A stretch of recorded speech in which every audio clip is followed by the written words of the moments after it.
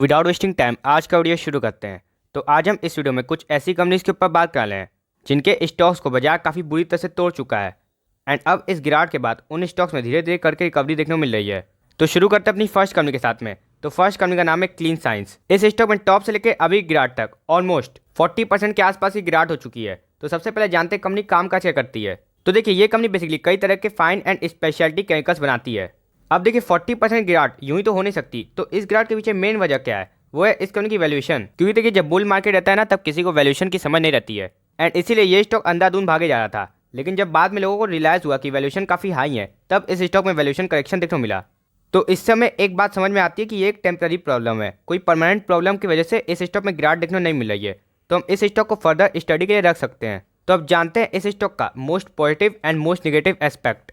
तो देखिए इस स्टॉक का सबसे बड़ा पॉजिटिव पॉइंट ये है कि ये कंपनी ग्रीन केमिस्ट्री का यूज करके अपने प्रोडक्ट्स बनाती है। ग्रीन केमिस्ट्री में बेसिकली पॉल्यूशन काफी कम होता है, तो इसीलिए लॉन्ग टर्म में इस कंपनी की डिमांड बढ़ने वाली है। तो हमने इस कंपनी का सबसे बड़ा पॉजिटिव समझ लिया। अब जानते हैं इस कंपनी का सबसे बड़ा नेगेटिव। तो देखिए इस कंपनी को सिंगल कस्टमर से ऑलमोस्ट 12% के आसपास का रेवेन्यू आता है। यानी किसी भी वजह से अगर ये कस्टमर इस कंपनी से अपना रिलेशन तोड़ देता है तो इस कंपनी के रेवेन्यू में 12% का झटका लग सकता है, जो काफी नेगेटिव साइन माना जाएगा। तो हमने जान लिए पॉजिटिव्स एंड नेगेटिव्स। अब हमें यह भी जानना चाहिए कि क्या बिजनेस में ग्रोथ आ भी रही है कि नहीं। तो देखिए ये कंपनी बेसिकली एक हाई ग्रोथ कंपनी है, क्योंकि अगर आप इस कंपनी के पिछले 5 साल की सेल्स एंड प्रॉफिट ग्रोथ देखने आएंगे तो वो ऑलमोस्ट 29 एंड 37% CAGR की है, जो लॉन्ग टर्म में काफ़ी शानदार ग्रोथ मानी जाएगी। तो हम इस कंपनी में इन्वेस्ट करके चल सकते हैं। तो अब जानना प्रयास करते हैं किस प्राइस के आसपास इन्वेस्ट करना चाहिए। तो देखिए इस स्टॉक में एक शानदार रैली के बाद एक अच्छी खासी गिरावट देखने मिली एंड ये गिरावट इस स्टॉक के 4950 के सपोर्ट के आसपास ही रुकी, जहां पे ये स्टॉक पहले भी सपोर्ट ले चुका था। एंड रिसेंट के समय में भी आप देखें तो ये स्टॉक एक बड़े पुल बैक के बाद फिर से इसी लेवल के आसपास ट्रेड करने आ गया एंड आज ही इस स्टॉक में 4% का अपसाइड देखने को मिला है। यानी कि ये स्टॉक अपने 4950 के सपोर्ट को रिस्पेक्ट कर रहा है। तो अगर हमें इस कंपनी में इन्वेस्टमेंट करनी है तो हम 4950 के सपोर्ट पे इन्वेस्टमेंट करने का विचार कर सकते हैं। एंड अगर हमारी इस कंपनी में कोई इन्वेस्टमेंट नहीं है तो हम करंट मार्केट प्राइस के आसपास भी इन्वेस्ट कर सकते हैं, क्योंकि प्राइस करेक्शन के हिसाब से यहाँ पे मार्जिन ऑफ सेफ्टी अवेलेबल है। लेकिन हमें इन्वेस्टमेंट तभी करनी है जब हमें इस कंपनी में बिलीफ यानी कन्विक्शन हो। तो अब चलते हैं अपनी दूसरी कंपनी की ओर।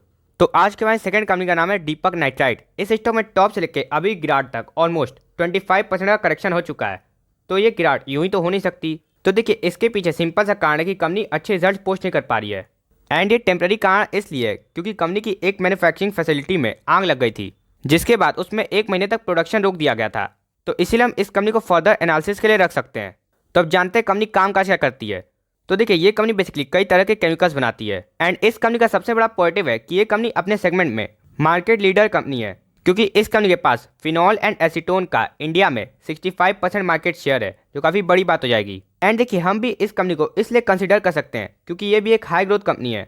क्योंकि अगर आप इस कंपनी की पिछले 5 साल की सेल्स एंड प्रॉफिट को देख जाएंगे तो वो ऑलमोस्ट 38 एंड 87% CAGR की है, जो लॉन्ग टर्म में काफ़ी शानदार ग्रोथ मानी जाएगी। तो जब इतनी शानदार कंपनी में इतना अच्छा खासा डिस्काउंट अवेलेबल हो तो हमें उस कंपनी को अपने रडार पे रखना चाहिए।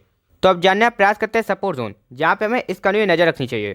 तो देखिए इस स्टॉक का एक डिमांड जोन 1900 से 2000 के आसपास है, जो कि इस स्टॉक का काफ़ी क्रूशियल डिमांड जोन है। क्योंकि देखिए पहले यही लेवल इस स्टॉक के लिए एक सप्लाई जोन था एंड जब ये स्टॉक उस लेवल के ऊपर चला गया तो आप इस टाइम फ्रेम में देखने का प्रयास कीजिए कि इस लेवल से इस स्टॉक में कितनी बार डिमांड देखने को मिली है। एंड जब मार्केट में काफ़ी ज़्यादा पैनिक बढ़ गया तो ये स्टॉक इस लेवल के नीचे जाते ही काफ़ी ज़्यादा टूट गया एंड उसके बाद से फिर से अपने इसी डिमांड जोन को रिस्पेक्ट करने लगा। अभी ये स्टॉक हालांकि अपने डिमांड जोन से काफ़ी ऊपर ट्रेड कर रहा है। तो हमें क्या करना चाहिए।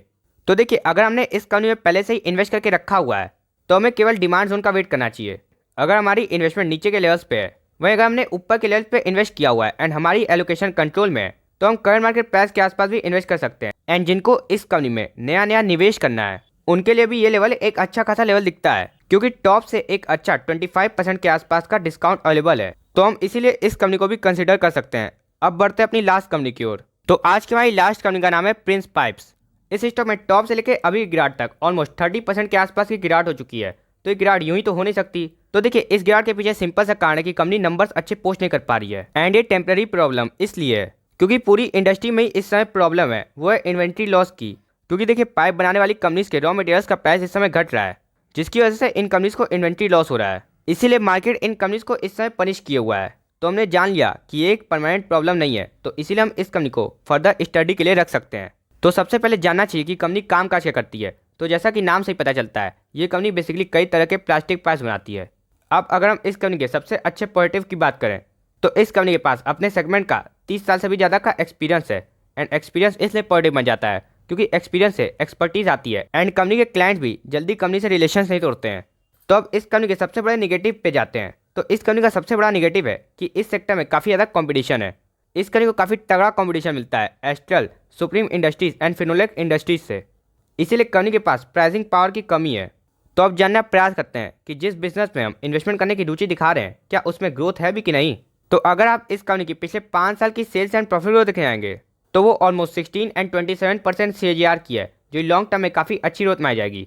तो अब जानने का प्रयास करते हैं इस स्टॉक का सपोर्ट जोन। तो देखिए, जब यहाँ पे ये स्टॉक ऊपर भागे जा रहा था तो पहले यही लेवल एक बार इस स्टॉक के लिए सप्लाई जोन बन चुका है, जो कि सिंपली ये लेवल 550 से 600 के आसपास का लेवल। एंड फिर आप इस टाइम फ्रेम में देखने का प्रयास कीजिए कि इसी लेवल से बार बार इस स्टॉक में डिमांड देखने को मिल चुकी है। एंड अभी बड़े दिन से ये स्टॉक इसी लेवल के आसपास कंसोलिडेट कर रहा है। एंड आज इस स्टॉक में इतनी तेजी देखने को मिली है कि ये स्टॉक इस लेवल के भी ऊपर चला गया है। अगर हम आपको जूम करके दिखाएं तो देखिए, इस स्टॉक में एक तगड़ा ब्रेकआउट देखने को मिला है। तो एज ए इन्वेस्टर हमें क्या करना चाहिए। तो आप देख रहे हैं कि इस स्टॉक में 90 डिग्री में तेजी देखने को मिल रही है, यानी कि यहाँ पे शॉर्ट टर्म में ग्रीड का माहौल है। तो एक बार इस स्टॉक को हमें थोड़ा और ऊपर भागने देना चाहिए। एंड फिर जब वहाँ से थोड़ा करेक्शन आए एंड जब ये स्टॉक अपने सपोर्ट जोन के आसपास आए, जो कि सिंपली आ रहा है 600 का लेवल, तब हम इस कंपनी में फ्रेश इन्वेस्टमेंट करने का विचार कर सकते हैं। एंड एज ए इन्वेस्टर आपका पूरा जानने का हक है कि जिसका वीडियो आप देख रहे हैं वो इन कंपनीज के रिगार्डिंग क्या कर रहा है।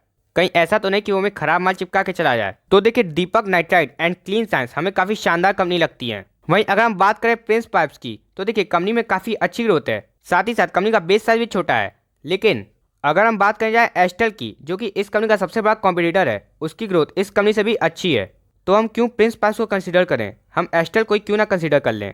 तो उम्मीद है आपको मेरा थॉट प्रोसेस समझ में आ रहा होगा एंड वीडियो भी पसंद आया होगा। तब तक के लिए आप हंसते रहिए एंड मुस्कुराते रहिए एंड इन्वेस्ट जरूर करते रहिए। तो मिलते हैं नेक्स्ट वीडियो में, तब तक के लिए दिस इज दान साइनिंग ऑफ।